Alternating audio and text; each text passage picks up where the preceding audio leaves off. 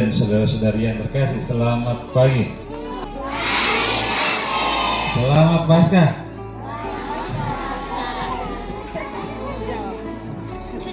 Bapak Ibu dan saudara-saudari yang terkasih, selama pengalaman saya di daerah pesisir ini, saya menemukan ada beberapa hal yang seringkali ditakuti oleh kita. Yang pertama, biasanya kita itu paling takut ular. Betul tidak? Lalu yang kedua, biasanya itu kita paling takut kalau dengar ada kata potong-potong kepala.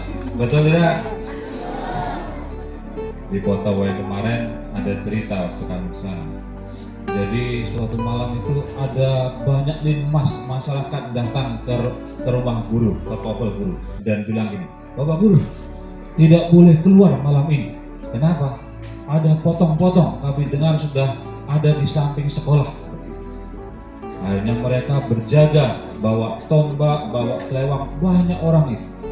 Akhirnya Bapak Guru itu dari masuk ke rumah, lalu keluar lewat pintu belakang, lalu ambil batu dan lempar seng. Begitu seng bunyi duar, mereka semua langsung lari babi semua. Padahal mereka bawa tombak. Itu yang kedua. Lalu yang ketiga, kita itu biasa paling takut dengan setan. Betul tidak? Kalau kita malam-malam sendiri jalan keluar, apalagi lewat kuburan sana, biasanya pasti yang tadinya di sini jalannya pelan-pelan, begitu mendekati kuburan itu jalannya langsung lari kencang. Nah pertanyaannya, kalau kita itu takut setan, kalau kita itu di dalam rumah itu terkunci, kira-kira setan itu bisa masuk rumah kita tidak? Bisa atau tidak? Misalnya ini, rumah kalian ini, pintunya terkunci. Kalau saya jadi setannya, kira-kira saya setan ini bisa masuk ke dalam rumah itu tidak? Hah? Bisa, karena setan itu adalah roh, tidak memiliki tubuh. Sehingga karena dia hanya roh, dia bisa menembus tembok ini dengan mudah. Nah, kalau kita lihat dalam bacaan Injil hari ini, tadi dikatakan para murid itu sedang berkumpul di dalam suatu rumah. Rumah itu terkunci, pintunya terkunci, jendelanya terkunci, dan para rasul itu sedang berkumpul. Mengapa mereka mengunci pintu? Karena mereka sedang takut. Takut karena apa? Karena takut dikira, kan ini minggu kedua. Minggu pertama itu dikatakan Yesus sudah bangkit, tetapi orang-orang Farisi dan ahli-ahli Taurat menuduh bahwa Yesus yang bangkit itu hilang karena jenazahnya dicuri oleh para murid. Sehingga karena tuduhan itulah membuat para murid menjadi takut dan berkumpul di suatu tempat dengan ruang terkunci.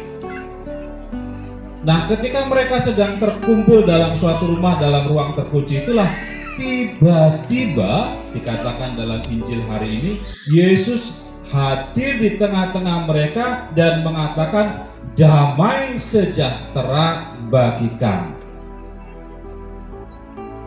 Nah, pertanyaannya, mengapa Yesus bisa masuk walaupun rumahnya sedang terkunci? Apakah Yesus setan? Kemarin kita bisa melihat ya, Yesus itu kan bangkit dari kematian, bangkit dari kubur. Kira-kira Yesus itu bangkit hanya rohnya saja atau dengan badannya? Yesus bangkit dengan rohnya saja atau dengan tubuh, jiwa, dan rohnya? Gimana? Yesus itu bangkit dengan badannya, dengan jiwanya, rohnya saja atau juga dengan badannya? Dengan badannya. Buktinya apa Yesus bangkit dengan badannya? Kuburnya kosong. Buktinya kuburan itu kosong, tidak ada jenazahnya. Maka Yesus bangkit bukan hanya rohnya saja, tetapi juga dengan badannya. Nah, pertanyaannya, mengapa Yesus bangkit dengan badannya tetap bisa menembus tembok, tetap bisa menembus rumah yang terkunci? Karena badan yang sudah bangkit itu berbeda dengan badan jasmani kita saat kita masih hidup di dunia. Buktinya apa? Yesus mengatakan ketika akhirnya datang di tengah-tengah mereka dan mengatakan, damai sejahtera bagi kamu.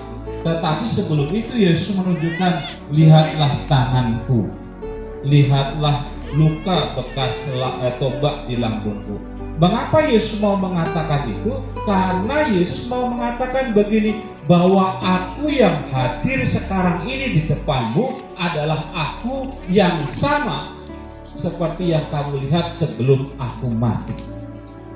Maka Yesus yang hadir di tengah-tengah para rasul ketika mereka sedang berkumpul itu bukan Yesus yang lain, tetapi Yesus yang sama yang mereka lihat sebelumnya menderita di kayu salib dan wafat dan dikuburkan.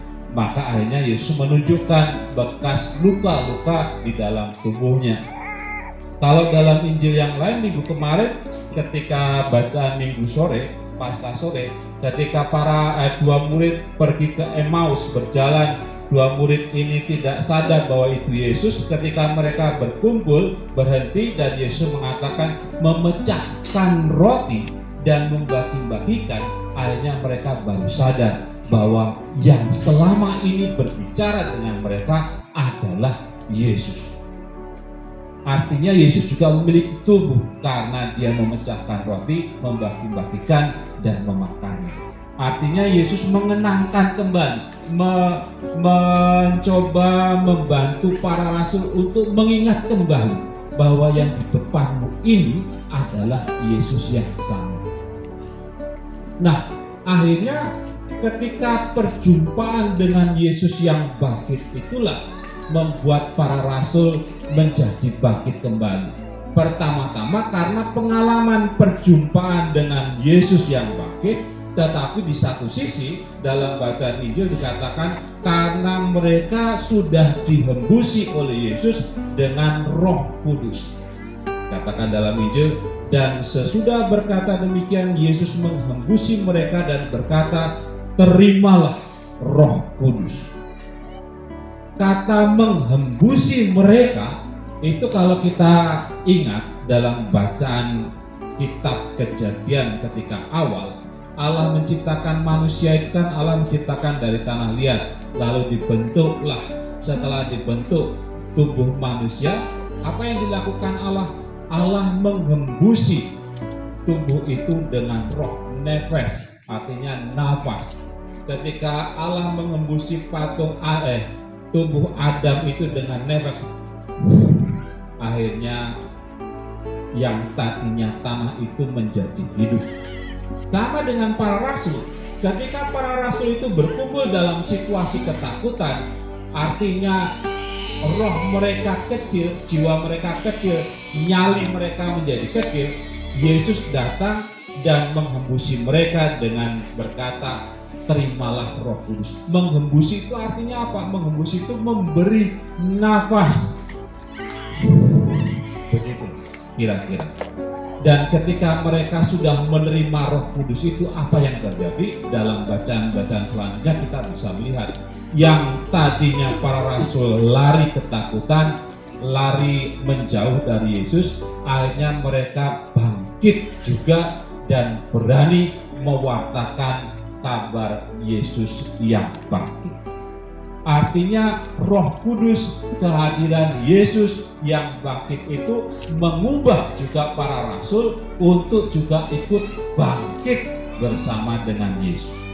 Kalau Yesus itu bangkit dari kematian dalam tubuh, jiwa, dan rohnya, ketika para rasul melihat Yesus yang bangkit itu, akhirnya para rasul juga bangkit di dalam hidup imannya, dalam mentalnya, dalam rohnya, dalam jiwanya, sehingga akhirnya mereka berani menjadi seperti Yesus, melanjutkan karya-karyanya bahkan sampai mati.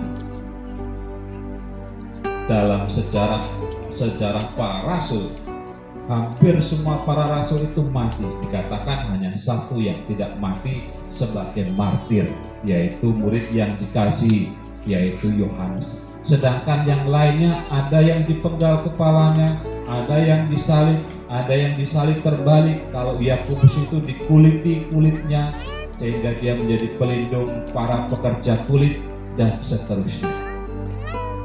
Nah, tetapi malangnya pada waktu Yesus menampakkan diri pada pertama kali itu, di situ ada satu murid yang tidak datang, yaitu Thomas. Dan ketika pertemuan kedua, akhirnya Yesus datang lagi dan mengatakan kepada Thomas, "Sekarang lihatlah, taruhlah jarimu di sini dan lihatlah tanganku. Ulurkanlah tanganmu dan cucukkanlah ke dalam lambungku bekas tombak itu." Tetapi ketika Thomas melihat, akhirnya dia percaya. Tetapi Yesus mengatakan, "Karena kamu melihat, maka kamu percaya. Berbahagialah mereka yang tidak melihat, namun percaya." Pada dasarnya, kunci keselamatan kita yang terakhir adalah pintu kerahiman Allah itu. Maka kita bersyukur bahwa Tuhan tetap Maha Rahim untuk hidup kita, meskipun kita tidak layak di hadapan-Nya. Lalu yang kedua, kadang kita itu seperti Thomas. Thomas itu kehilangan pengalaman pertama perjumpaan dengan Tuhan yang bangkit. Karena apa? Karena dia tidak mau datang, karena dia tidak datang dalam persekutuan, dalam perkumpulan itu. Nah, sama juga dengan kita. Terkadang kita malas untuk datang pergi ke perayaan Ekaristi. Kadang kita malas untuk datang kepada perkumpulan Kombas. Padahal dalam perkumpulan, dalam persekutuan itu seringkali Tuhan hadir.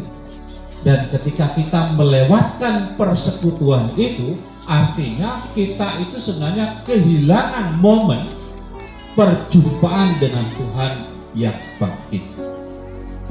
Maka bagi kita sebagai seorang beriman, jangan pernah ragu atau malas untuk kita berkumpul dalam persekutuan, apalagi di dalam doa. Karena Yesus sendiri mengatakan, ketika 2 atau 3 orang berkumpul di dalam namaku, aku hadir di tengah-tengah mereka.